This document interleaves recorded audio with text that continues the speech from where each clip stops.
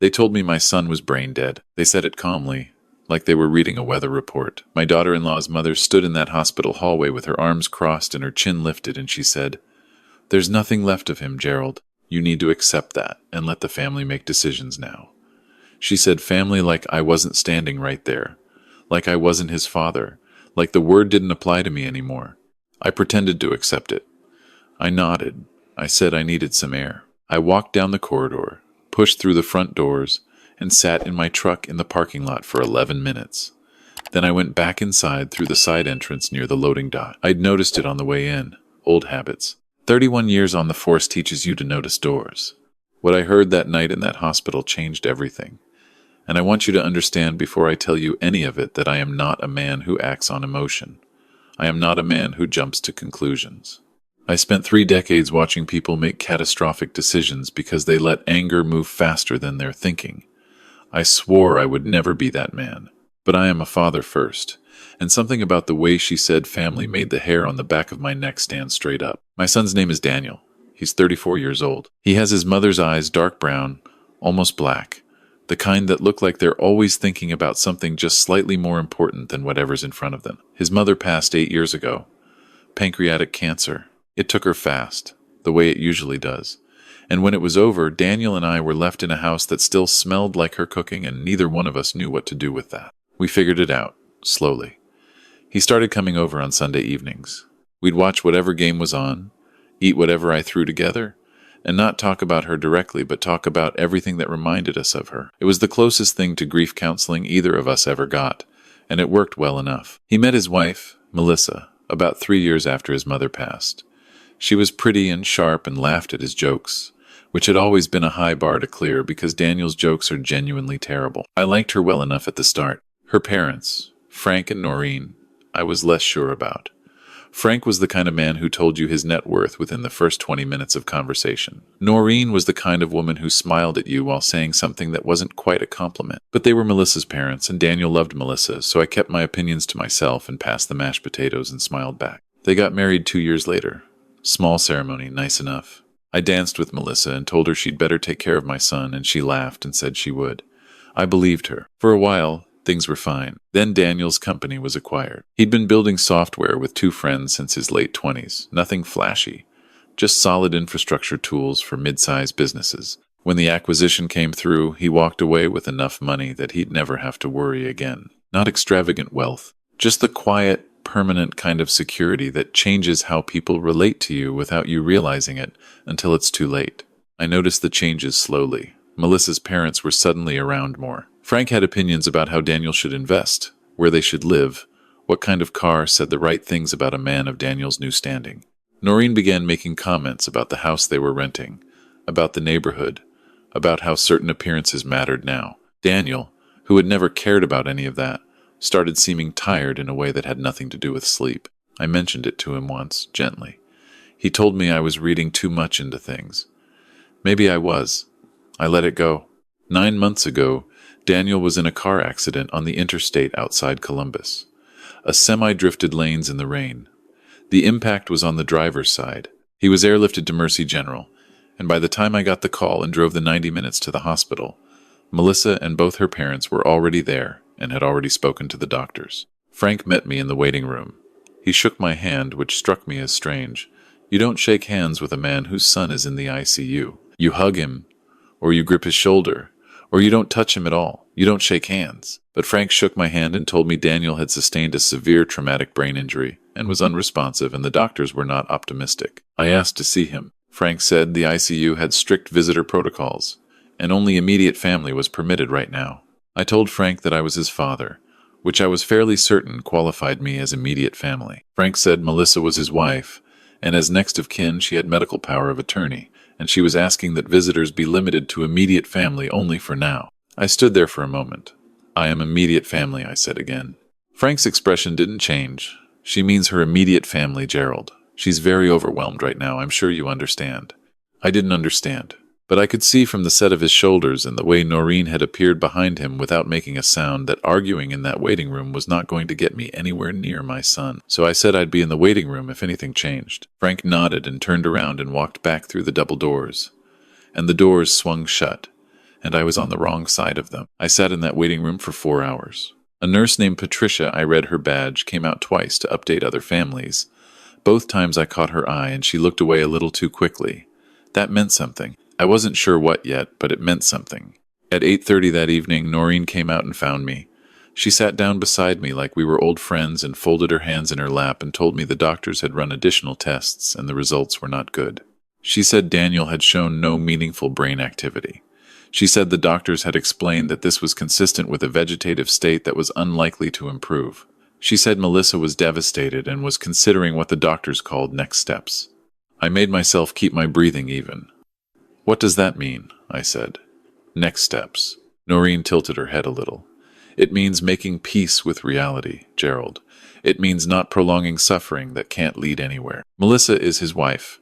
She loves him. She wants to do what's right for him." I asked if I could see him. She said Melissa wasn't ready for that yet. I asked if there was paperwork I could look at, the medical chart, the test results, anything that documented his condition. She said that was really a matter between Melissa and the medical team. I told her I was his emergency contact. I'd been his emergency contact since he was 18 years old. He'd never changed it after the wedding, and I knew that for a fact, because I'd seen his phone screen 6 months ago when he was updating his information for something else, and the contact still said Dad. First call. Something flickered across Noreen's face, just for a half second. Then the smile came back. "I'll let Melissa know you're still here," she said. She stood up, smoothed her skirt, and walked back through those doors without another word. I sat very still for a moment. Then I got up and walked to my truck. I drove out of the parking structure and turned left and pulled into the McDonald's 2 blocks away and ordered a coffee I didn't drink. I sat there for 11 minutes, same as before. Same ritual I'd used on the job when I needed to think before I moved. The hair on the back of my neck had never gone back down. Here is what I knew. The accident had been 9 days ago. Melissa had called me the night it happened, crying. I'd driven straight there. That first night they'd let me stand outside the ICU window and see him. He'd looked bad, machines everywhere, but he had been there, present. His hand had moved once while I was watching. Just a small curl of fingers, but I'd seen it and I'd mentioned it to the nurse and she'd said it was likely involuntary. Likely. 9 days ago they had let me see him. Now they were calling it vegetative and talking about next steps, and I hadn't been in the same room as my son since day 2. I drove back to the hospital. Side entrance. Loading dock. I'd already confirmed the door was on a push bar from the inside and a keycard swipe from the outside. But hospitals are busy places and people prop doors open more than they should. I waited in the shadow of the parking structure for 6 minutes before an orderly came out with a trash bag and I caught the door before it closed. I was not there to interfere with anything. I want to be clear about that. I was a retired police officer walking through a hospital to check on his son. If anyone had stopped me and asked, I had a perfectly reasonable answer, but no one stopped me. I found the ICU on the 2nd floor. I did not go to the nurse's station. I walked along the outer corridor, the one that ran behind the family consultation rooms, until I heard voices I recognized. The door to consultation room 2B was not fully latched. I could hear Frank's voice clearly. He was talking about liquidation timelines. I stood very still outside that door. Frank was asking someone, a man I didn't recognize. Voice I hadn't heard before, about the process for establishing conservatorship over financial assets when the account holder was incapacitated. He was using words like expedited and before any external parties can contest, and the window is narrow but workable. The other man said something about making sure the medical documentation was thorough and consistent before any legal process began. Frank said the doctors had been cooperative so far. I pressed my back against the wall and closed my eyes for exactly 3 seconds. 31 years of listening to people talk around things in interrogation rooms had made me very good at understanding what was being said without being said. They weren't discussing how to help my son. They were discussing how to access his assets before I or anyone else could challenge their right to do so. And they needed him to stay in that bed, documented as unresponsive, long enough to make that happen. I walked back to my truck. I did not run. Running draws attention. I walked steadily, chin up, like a man who belongs where he is, and I got in my truck and I sat there and I made one phone call. His name is Victor. We worked together for 12 years before he transferred to the Financial Crimes Division. He's the kind of man you call when you need someone who knows how systems work and how people break them. I told him what I'd heard. I told him about the medical power of attorney, the restricted access, the liquidation timeline. I told him about Daniel's hand moving on day 2. Victor was quiet for a moment. Then he said, "Don't go back in there tonight. Don't confront anyone. I'm going to make some calls in the morning. I asked what kind of calls. He said the kind that come with a badge. I went home that night, and I sat in the kitchen in the dark for a long time. I looked at the photo on the refrigerator, Daniel at 16, holding a fish he'd caught at the lake up north, absolutely beaming, proudest moment of his life at that point. I talked to his mother. I don't do that often, but I told her what was happening, and I told her I was not going to let it happen, and I asked her to help me keep my hands steady. I slept 3 hours. Victor called me at 7:15 the next morning. He'd spoken to someone he knew in the hospital's patient advocacy office, and separately to a colleague in the DA's office who handled elder and dependent adult abuse cases. Apparently the pattern I'd described, isolated, patient, contested capacity, financial documentation being expedited, was not unfamiliar to them. By 10 o'clock that morning, a patient advocate had been formally assigned to Daniel's case. By noon, an independent neurologist had been requested to conduct a second evaluation. By 2 in the afternoon, Melissa had been informed that the hospital was temporarily suspending any discussion of end-of-life decisions pending the completion of the independent assessment. I was in the waiting room when Frank came out through those double doors. He saw me and stopped. His face went through several things very quickly: surprise, calculation, anger, and then the controlled neutrality he usually wore. He walked over. "I don't know what you think you've started," he said quietly. "I know exactly what I've started," I said. He looked at me for a long moment. Then he turned and walked back to the elevator without another word. The independent neurological evaluation took 2 days. The neurologist was a woman named Dr. Anand from the Cleveland Clinic, brought in specifically because she had no prior relationship with the hospital or the attending team. She spent 4 hours with Daniel across 2 sessions. She reviewed every scan, every chart notation, every medication log. Her report was 15 pages. I've read it 6 times. The summary was 3 sentences. Daniel was not in a vegetative state. Daniel had a severe brain injury that had been inadequately treated due to a medication error in the first 72 hours.